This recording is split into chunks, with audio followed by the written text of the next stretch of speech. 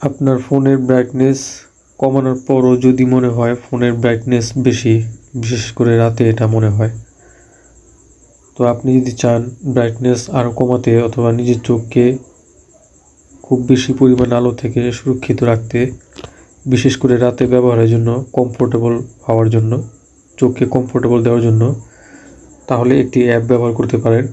অ্যাপটি আমি দেখাচ্ছি। প্লে স্টোরে যাবেন।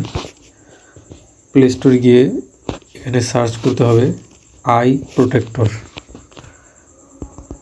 আই প্রোটেক্টর, তো এটা লিখে সার্চ করলে প্রথমে অ্যাপটি পেয়ে যাবেন। এই হচ্ছে অ্যাপটি, I protector blue light filter. এটা আপনার চোখকে কিছুটা হলেও স্বস্তি দিবে, কমফোর্টেবল দিবে এবং আপনার ফোনের ব্রাইটনেসটা আরও কমিয়ে দিবে। যদি আপনার কাছে মনে হয় যে আপনি ব্রাইটনেস কমানোর পরও খুব বেশি ব্রাইটনেস মনে হয়, বিশেষ করে রাতে এটা মনে হতে পারে, তো সেক্ষেত্রে আপনি এই অ্যাপটা ব্যবহার করে ব্রাইটনেসটা আরও কমিয়ে রাখতে পারেন।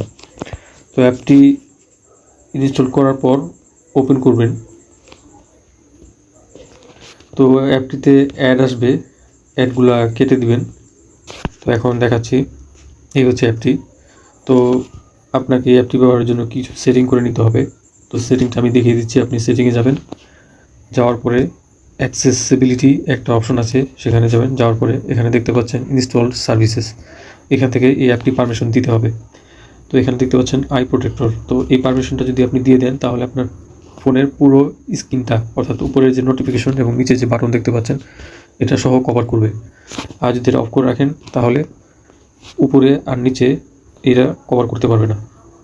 তো আমি রিকমেন্ড করবো এটা কভার করে রাখবেন, তাহলে পুরো স্ক্রিনটাই আপনার এই অ্যাপটা কভার করতে পারবে, অর্থাৎ ব্রাইটনেসটা কমিয়ে রাখতে পারবে।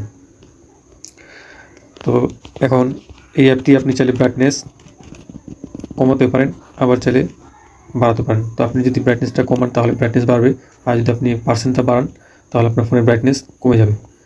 তো আপনি আপনার প্রয়োজন মতো এই ব্রাইটনেসটা কমাতে বা বাড়াতে পারেন। এই অ্যাপটি বিশেষ করে রাতে ব্যবহারের জন্য খুবই উপকারী হবে। তো আজকের ভিডিওটা এ পর্যন্তই।